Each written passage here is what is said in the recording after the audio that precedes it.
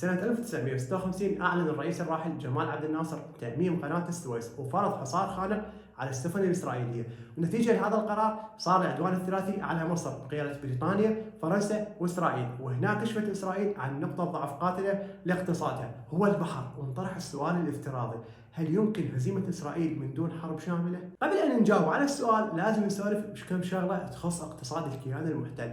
الأولى وهي الزراعة. إذا تباوع بجغرافيا الاحتلال فراح تشوف أنه المناطق الزراعية الخصبة لبساتين الليمون والتمر تتركز بالجليل الأعلى بين قوسين قرب حزب الله، أما المناطق المهمة للخضروات فتقع بغلاف غزة، يعني مجاور القطاع، وخلي خطين تحت حزب الله والقطاع. غالبية العاملين بهذا القطاع الزراعي هم تايلنديين ويبلغ عددهم 22,000، أما البقية فهم فلسطينيين ويبلغ 13,000، وطبعا محققين تقريبا الاكتفاء من الفواكه والخضار، ويصدرون للخارج البقية اللي تمثل حوالي 4 مليار شيكل وتشكل نسبة 3.6% من قيمة الصادرات الكلية. الشغلة الثانية بجغرافيا الاحتلال هي الموانئ، ويبلغ عدد الموانئ الإسرائيلية 6، وهن عكا، يافا، حيفا، عسقلان، وسديروت وإيلات، وتمثل المتنفس الوحيد للكيان، ويشكل التبادل التجاري حوالي 34% من الناتج المحلي الإجمالي، وأغلب الموانئ واقعات على البحر المتوسط باستثناء إيلات على البحر الأحمر، واللي يتحكم بمسار السفن الداخلة والخارجة لهاي الموانئ هي قناة السويس ومضيق باب المندب، وهم جر لخطين جواهر، وطبعا 99% من الصادرات والواردات الإسرائيلية عن طريق البحر.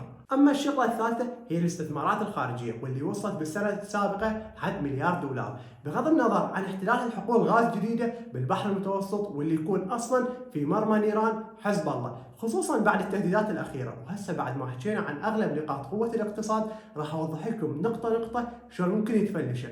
فيما يخص الزراعة فأول قرار اتخذته إسرائيل بعد 7 أكتوبر هو طرد العمال الفلسطينيين وهرب التايلنديين ورفض اليهود العمل بالقطاع الزراعي، لدرجة وصلت الحوافز إذا تشتغل 3 أشهر بالزراعة ينطوك كل شهر ضعف الشهر اللي قبله، وطبعا هم أصلا يعانون من نقص العمالة. أما القضية الثانية فهي جغرافية هذا المكان وموقعه، ومجرد حصول أي مناوشات صارت في مرمى نيران الشرفاء سواء من لبنان أو من غزة، بالتالي تدمير المزارع وهرب المزارعين، وبالتالي نقص حاد بالخضروات، وقالوا راح نعوضه بالاستيراد من تركيا اللي أصلا وقفوا الاستيراد منها بسبب تصريحات أردوغان. الشغلة الثانية وهي الأهم اللي هن الموانئ. فيما يخص ميناء عسقلان النفطي فهو شريان الاحتلال، فتم خروج 85% منه عن الخدمة، فضلا عن التوقف بيافا وعكا بسبب ضربات المقاومة، وكذلك رفض السفن الوقوف به مثل إيفرغرين بسبب الحرب، ورفعت مبالغ التأمين مثل ميرسك. أما إذا تم تأمين الموانئ بحد ذاتها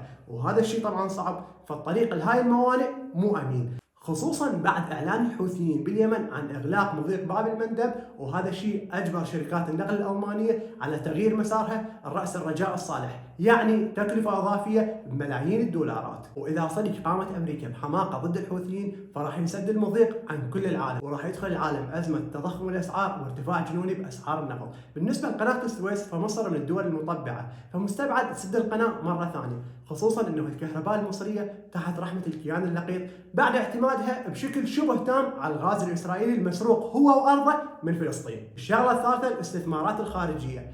اصلا وجود بيئه مضطربه للكيان جعل الاستثمارات تقل من $1,000,000,000 ل $250 مليون بالربع الاول من هاي السنه، فضلا عن الطبيعه الديموغرافيه للبشر اللي بيها ما عندهم اي انتماء حقيقي للارض، عكس الشرفاء اللي بذورهم مغروسه بهاي الارض. فكل اللي محتاجته الدول العربيه هو غلق الطريق فقط، واذا اكو شخص يعتقد انه امريكا فرنسا وبريطانيا راح يساعد الكيان ويفلشن اللي يعترض فانت متوهم، لان قوتهن مو مثل السابق. والدليل شوف فرنسا انطردت مثل من افريقيا، وبريطانيا حايره بنفسها وازماتها ويوميا تغير رئيس وزراء. فيما يخص امريكا فانسحلت بالعراق وافغانستان واليمن واوكرانيا، والتضخم اللي بيها وصل لاقصى مستوى، فضلا عن صعود الحلف الشرقي. فهذا افضل وقت لهزيمه الكيان المحتل ومن دون حرب شامله، كل اللي نحتاجه حرب استنزاف كافيه لتحطيمه من الداخل. بالرغم من سرعه تطور اقتصاده بس يبقى من اكثر الاقتصادات هشاشه.